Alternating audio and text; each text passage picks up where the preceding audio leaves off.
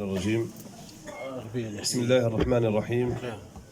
الحمد لله رب العالمين، له الحمد الحسن والثناء الجميل، وهو سبحانه وتعالى بكل جميل كفيل. وأشهد أن لا إله إلا الله وحده لا شريك له، يقول الحق وهو يهدي السبيل. وأشهد أن محمدًا عبده ورسوله سيد الأولين والآخرين، عليه أفضل الصلاة وأزكى التسليم.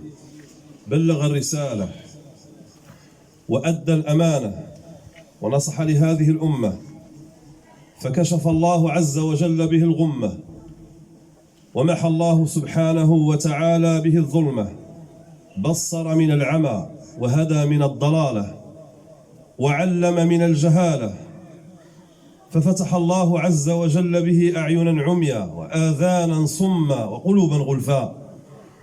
مشى على شوك الأسى حتى بلغ دين الله جل وعلا، وأخرج الناس من الظلمات إلى النور، من ظلمات الكفر والشرك إلى نور الإيمان والتوحيد. فاللهم صل وسلم وبارك على هذا النبي الأمين محمد، وعلى آله وصحابته والتابعين، وعلى كل من تبعهم بإحسان أي بإتقان إلى يوم الدين. أيها الكرام،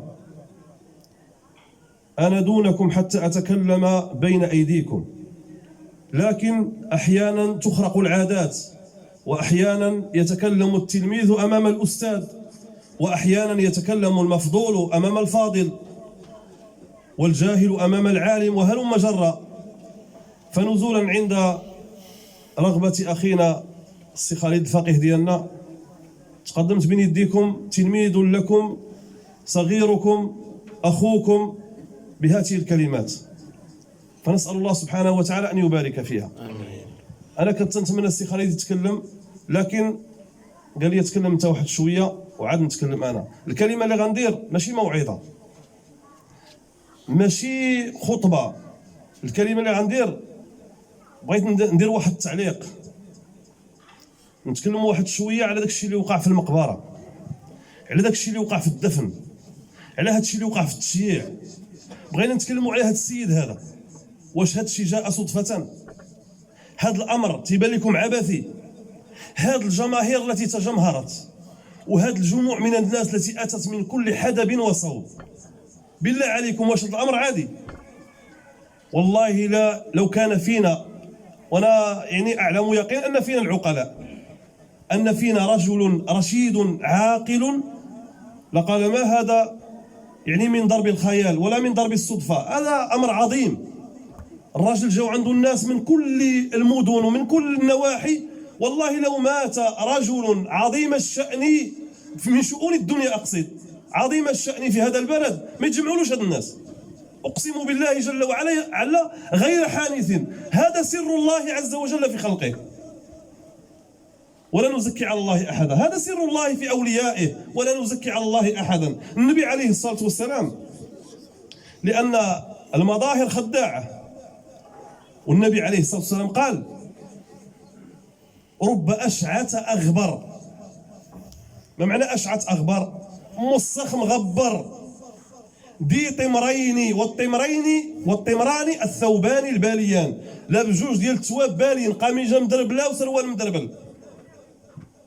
ذي طمرين لو اقسم على الله لابره، لو اراد من ربنا شيئا لابره في الحين. وقال النبي عليه الصلاه والسلام، مر عليه رجلان، داز الاول وقال الصحابه رضي الله عنهم ما تقولون في هذا؟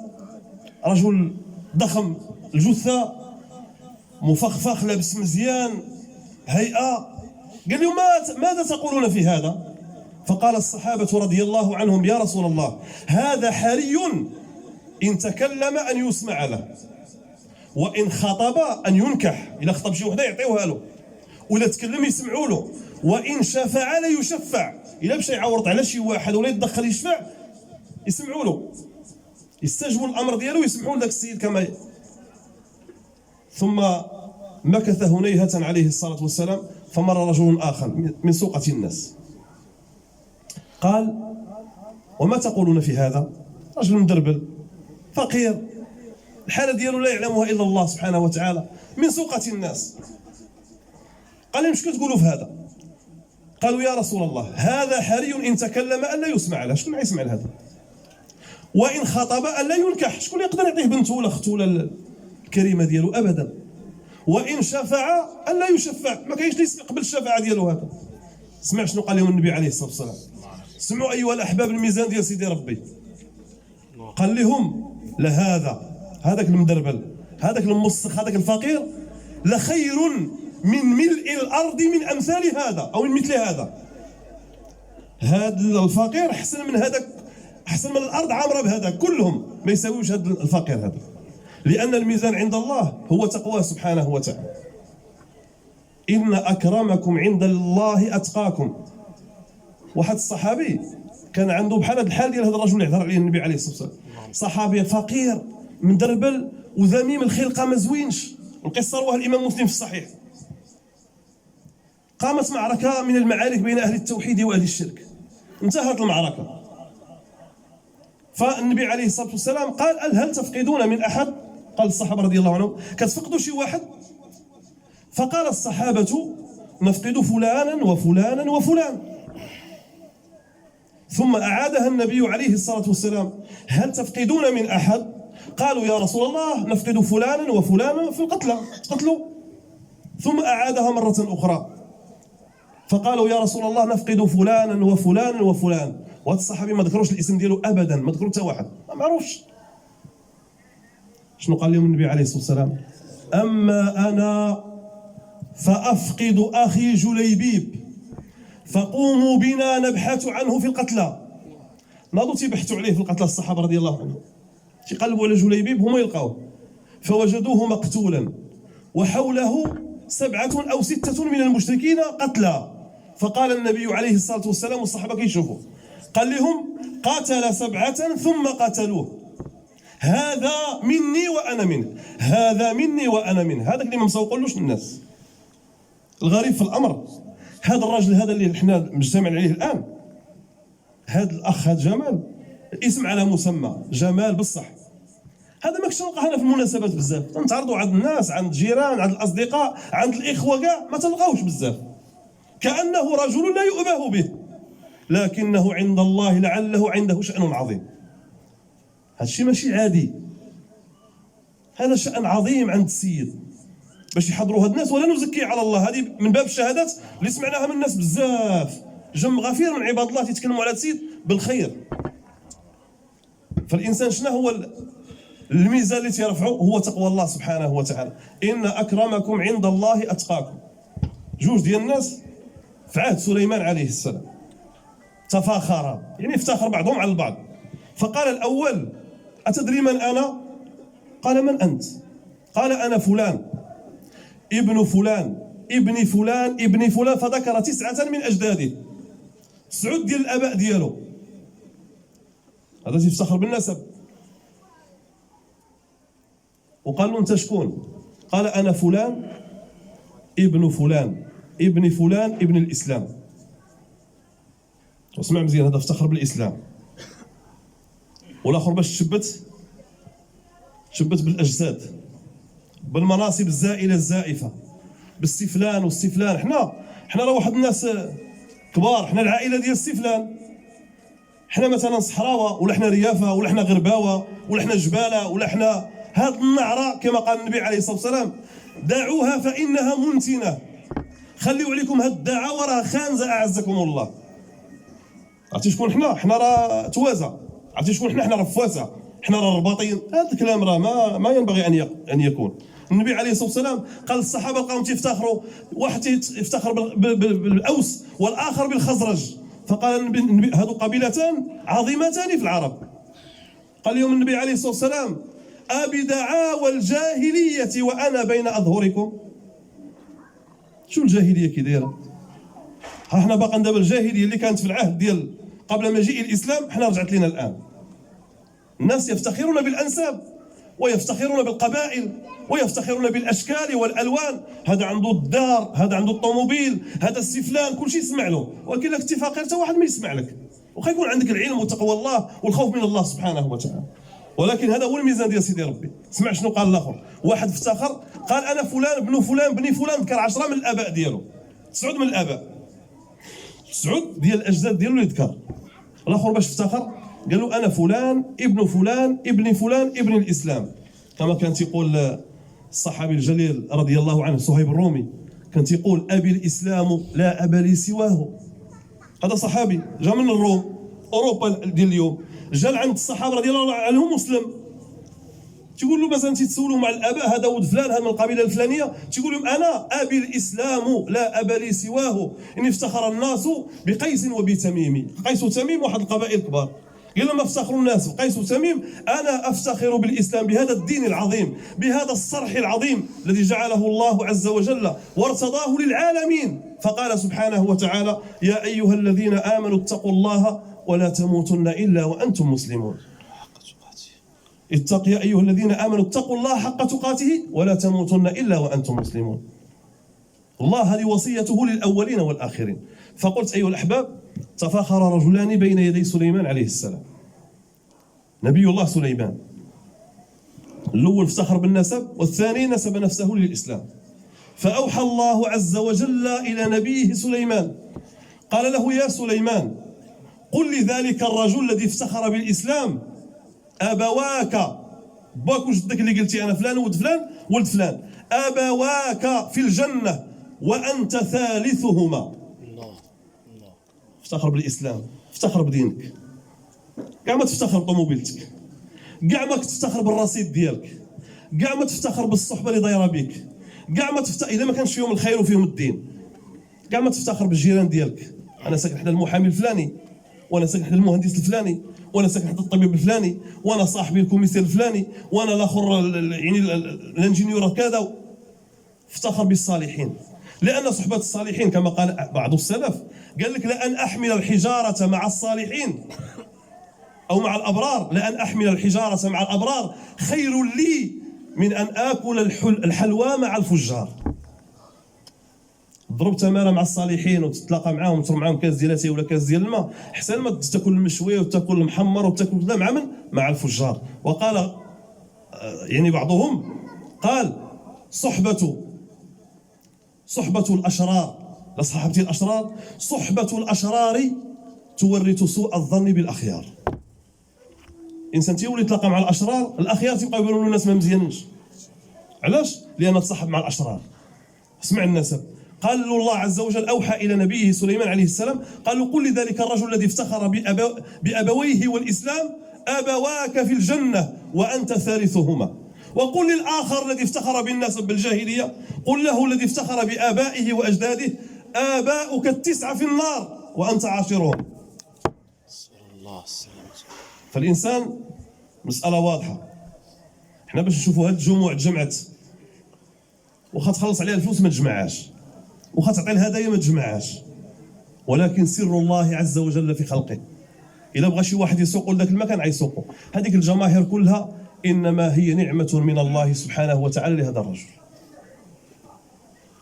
شحال من واحد كما قلنا ذكروا النبي عليه الصلاه والسلام ذي طمرين رب اشعث اغبر، هذا رب هذه للتكثير هنا، رب اشعث اغبر ذي طمرين لو اقسم على الله لابره. انا احكي لكم هذه القصه ونفتح المجال الاستقالي. في واحد العهد في مدينه النبي صلى الله عليه وسلم ضرب القحط، ضرب القحط جفاف، خرجوا الناس للاستسقاء. اسمحوا لي بسم الله. خرجوا الناس للاستسقاء فما سوقوا، ما نزلش المطر. الناس من تيبغيو يخرجوا للاستسقاء، اسمحوا لي يعني نوقف الله يجازيكم بخير. الناس من تيبغيو يخرجوا للاستسقاء اول اللي غنخرجوا شكون هما؟ وترى صلاه الاستسقاء راه ادب. النبي عليه الصلاه والسلام قال وليلين منكم في الصلوات الخمس، وليلين منكم يكونوا ورايا شكون؟ اولو الاحلام والنهى، الناس اللي بعقلهم وتفهموا ياك. تا صلاه الاستسقاء عندها ادبيات ديالها. شكون اللي خصهم يخرجوا الاولين لقدام؟ الاطفال والضعفاء والفقراء والعلماء. وحنا شكون تيخرج عندنا الاول؟ لا ما نذكروا كلشي عارف شنو واقع. سيدي كاع ما دير معنا الاستسقاء، خرج عا بحاسي عا بعد منا، خرج عا علينا، خلينا نخرجوا سيدي لراسنا. نخرجوا بولادنا ونخرجوا جيراننا ونخرجوا الفقراء والايتام والارامل. واش انت ما واكل ما عرفت شنو ميزانيه واش غتقول انت مع ما تهضر مع سيدي ربي؟ انت بعد بك انت جلقه. شوف الناس وكان تيخرجوا، خرجوا الناس يتذللون الى الله، يجأرون الى الله، يطلبون الله الغيث. ودابا حنا والجفاف ياك، الشتا حابسه، الشيخات تيشطحوا، البيران محلولا، الناس تيسكروا، كلشي محيح. دابا هاد الراجل اللي مات باش واحد سكر نقتلو. ايوا شنو نخرجوا حنا نديروا صلاه حنا ديال الاستسقاء؟ فخرج الناس، نسال الله العفو والعافيه، خرج الناس للاستسقاء فما سقاهمش الله تعالى. شكون هما هادو؟ السلف، راه فيهم كبار العلماء وفيهم الدعاة الى الله وفيهم القراء وفيهم الناس يخافوا سيدي ربي، وخرجوا وما تسقاوش. فيهم واحد الرجل عالم مشهور، هذا العالم معروف اسمه محمد بن المنكدر، معروف هذا عند السلف. هذا الراجل هذا قال الامر ماشي عادي، حنا ما تسقيناش، ما يمكنش ربي تيستحي من العبد ديالو يرفع يديه كما اخبر النبي عليه الصلاه والسلام ان يردهما خائبتين، في روايه صفرا. كيفاش حنا بكينا وغوتنا وطلبنا سيدي ربي وما عطاناش؟ تيمشي مسكين يقيم الليل في المسجد النبوي، تيمشي بوحدو جوج الليل وحده، تيمشي يقيم الليل. انت خرج قدام الناس شري جلابه ب 20,000 وخرج قدام الناس داير طاقيه صفراء وخارج قدام الناس تفخفخ، ولكن كيف حالك مع الله في بيتك؟ هل تاخذ من الليل؟ واش تقيم شويه الليل واخا ركعه الوتر تتاخرها، واخا ركعتين، واخا سيدي تفيق كاع ما توضاش، غير تجلس وتبقى تصلي على النبي عليه الصلاه والسلام، ولا كتبقى تشخر صلاه 11 لا الصبح لا حتى حاجه؟ اش طلب استسقاء انت؟ وسمع شنو وقع. مشى هذا الرجل بالليل دخل المسجد يقيم الليل، كان ذاك هو الحال ديال السلف كما قال النبي عليه الصلاه والسلام: ذلك دأب السلف قبلكم، على قيام الليل. دخل المسجد فتيشوف كاين عاد الظلام وتيشوف واحد الراجل منصوب بحال البورد بحال البودره بحال الساريه واقف تيصلي. محمد بن المنكدر ما بقاش غيصلي، من شاف هذا الراجل هذا كيصلي وسمعوا شنو تيقول ما بقاش غيصلي، جلس في المسجد تيتصنت. واذا بهذا الرجل يبكي في سجوده ويقول: يا ربي يا ربي اقسم عليك ان تسقينا الليله. وتخيل معي هذا يقسم على من؟ على الجبار. هذا البطن ديالو خاوي من الحرام، هذا ما الذي يقسم على الله ما عندوش الحرام، هذا لا يحمل في قلبه غلا ولا غشا ولا ماشي هادشي اللي عندنا حنا الكيح عندنا في القلوب ديالنا تنطلبوا الله. تيقول: يا ربي اقسم عليك ان تسقينا الليله. محمد بن المنكدر تعجب، قال هذا الراجل تيهضر مع سيدي ربي هكا، وجلس وبقى تيتصنت له. والراجل يقول هذا الكلام ويبكي، يقول ويبكي، يقول ويبكي، كيسحب راسه بوحده في المسجد. قال محمد بن المنكدر: والله ما خرج من المسجد الا وقد انزل الله المطر. والله القحط والشمس حاره، يعني نهار الشمس وبالليل الصهد. قال: والله ما لبث ان خرج من المسجد الا وانزل الله المطر. الله اكبر. قال: لهذا الرجل شأنا عظيما. شنو دار محمد بن المنكدر؟ خرج تبع هذا الرجل هذا. خصني نعرف هذا السيد فين تيسكن، هو يعرف البيت ديالو. عاد تسمعوا العجب العجاب ايها الاحباب. رجع محمد بن المنكدر لقيام الليل، فلما جاء الصباح الفجر صلوا الناس ورجعوا للديور ديالهم، باقي الغباش هو يمشي كيدق عليه. خرج عنده الرجل قال له: لقد سمعت من امرك الليله ما سمعت. فغضب الرجل وقال: اليك عني. قال له: اما عرفتني؟ انا محمد، سير بعد عليا، كون كما بغيتي تكون، انا فلان. زعما بغى يتقرب له بهذاك الكلام ديال انه عالم. قال له: سير بعد مني، شنو بغيتي عندي؟ علاش جاي عندي اصلا؟ ما بغيش يتعرف السيد. فعاد محمد بن المنكدر الى بيته، ثم جاء في النهار، جا للدار ديال داك السيد تيسول جيرانه، هو يلقى واحد المراه.